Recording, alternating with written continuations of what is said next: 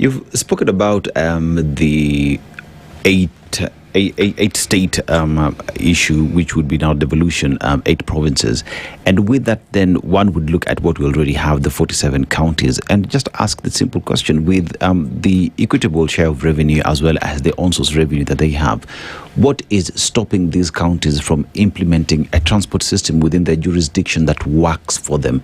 Is it that we have a leadership that is not thinking outside the box, or is it that they do not have the interest of Monanchi first? Is it devolution on finance?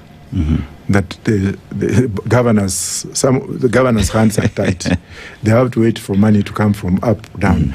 I have a friend of mine who is the governor of Taita Taveta, Mwadime. He came in as an independent on independent ticket, and because he can't sing properly, Taita County, Taita Taveta. Do you ever hear about it or anything in Taita? They are starved completely because of the constitution that we have. We don't want counties to wait for money to come from up. We need counties to be the ones giving, but we need counties to be giving to the states, to have a proper constitutional mechanism that will make the state to be the epic center of development and counties to be the resource center for those states.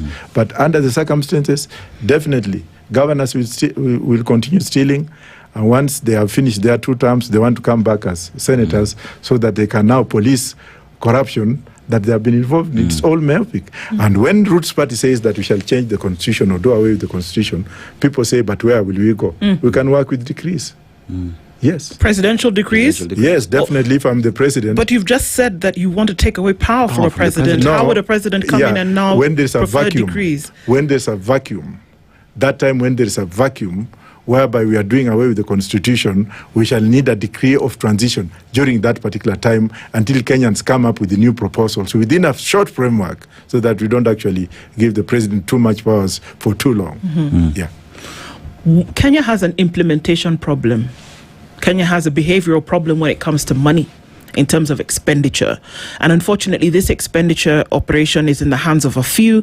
The implementation metrics also is in the hands of a few. What would change that? Because if the things that you talk about need an implementation, and a lot of times you have a public service that moves from administration to administration, largely, how would you solve an implementation issue, even before we get to a debt one? We cannot solve an implementation issue when corruption is topping the table. We need, first of all, to deal with the corruption, and then we come to implementation. We need also to involve men and women in uniform, in the military, in part of this.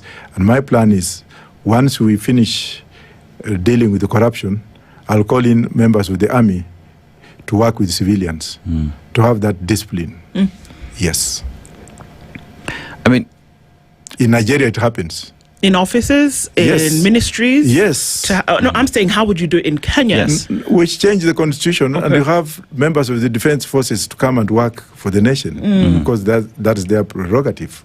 If you go to the US, there is also that policy where members of the armed forces are called to come and work with civilians. Things will be straight when you have them.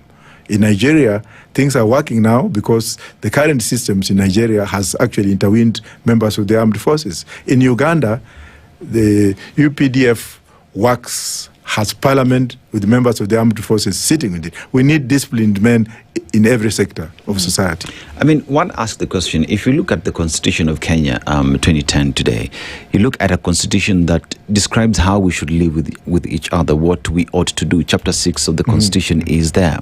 So we talk about a constitution that has medicine for our problems.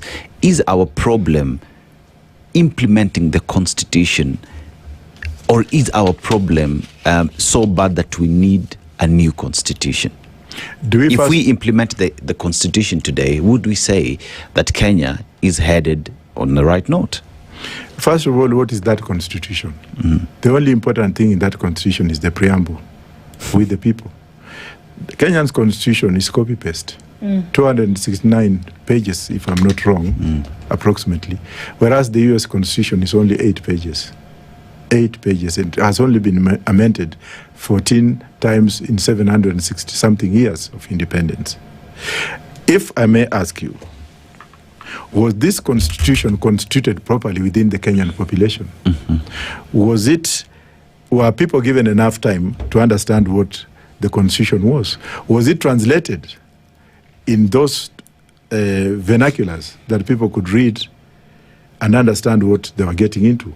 Or was it a political issue where we had the bananas and the oranges? Politicians going to say it will be like this. Like in Luo Nyanza, for example, whatever Raila said was the constitution. And it was indeed. Somebody will say, Raila Wachonango, when you took it to him. Raila Wachonango. If Raila has said it's okay, it's fine. The Luya people. My grandfather, if he was alive, wouldn't have known what a constitution is. This is a paper which is a process. It takes years to inject into the system. We ought to have gone step by step, and we would have had a transitional period of 15 years. The period we had, I think, was 1 year or 6 months, and then it came bam.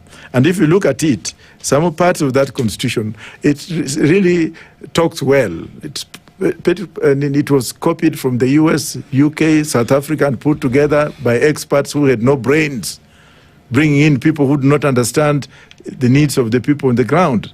They have gone and they have come back, and then you see them clapping and handing over to the president. This is what you have collected. No.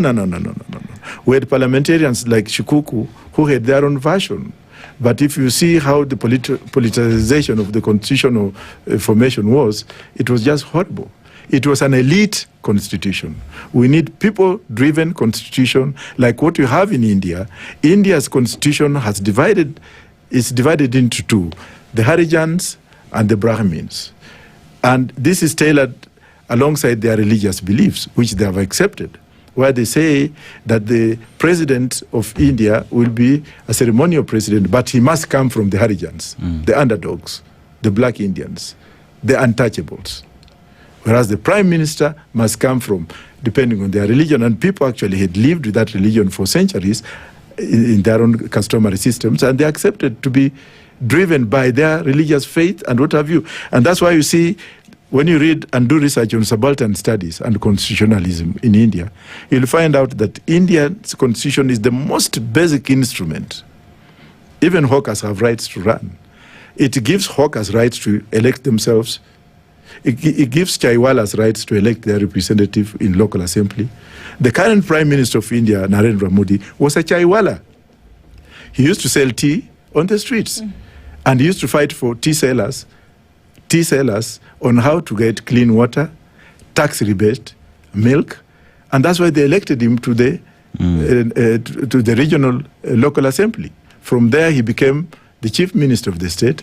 And from there, he became the prime minister of India. And you can see how the Indian people have transitioned into who they are today. Now, if you look at the Chinese constitution is based on communism. We masses, we own.